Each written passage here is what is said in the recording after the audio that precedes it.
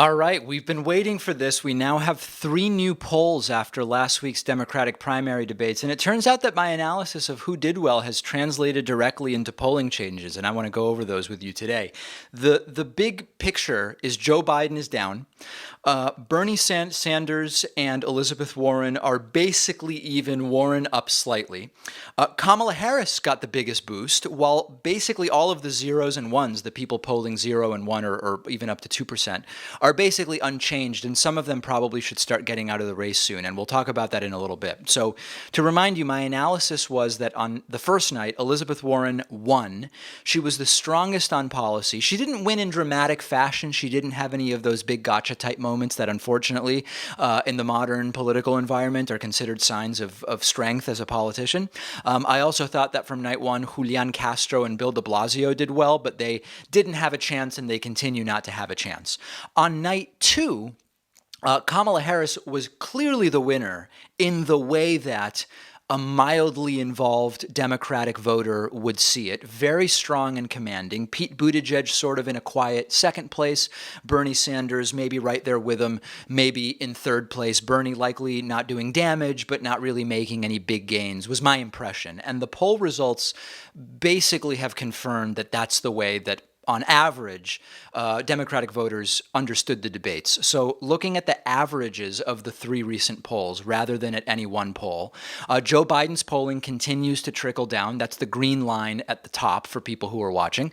Bernie's polling is basically even, the slightest uptick, about half of 1 point. Elizabeth Warren continuing this slow and steady climb that goes all the way back to early April.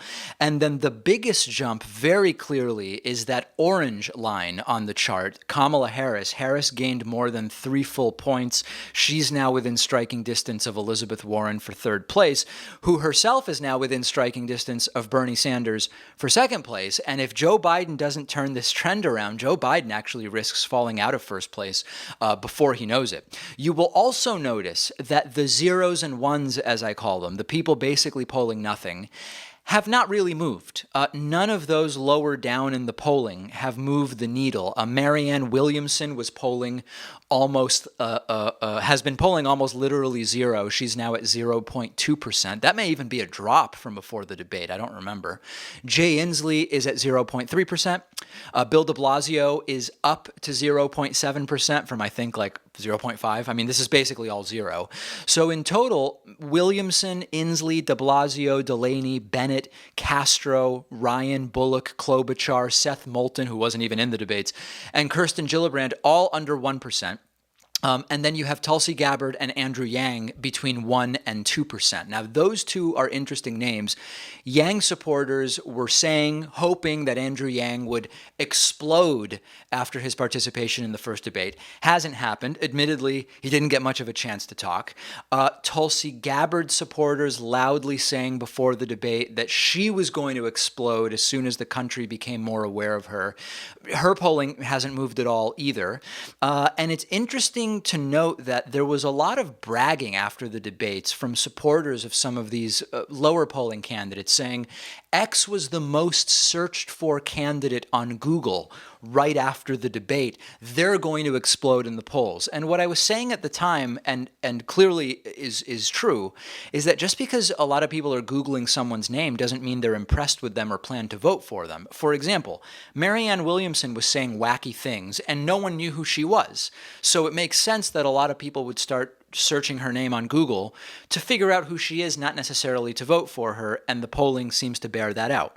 Tulsi Gabbard, I hate to break it to people, but she, a lot of the searches for Tulsi Gabbard were because she did make Tim Ryan look really stupid on that issue of the Taliban. Also, if you looked at a lot of the comments online, it clearly appears that there are lots of men who are quite taken, and women potentially, quite taken with an attractive 30-something-year-old candidate, and they didn't know who she was, so they were Googling her name. It is not translating into polling growth, at least not in the 3 post-debate polls so far.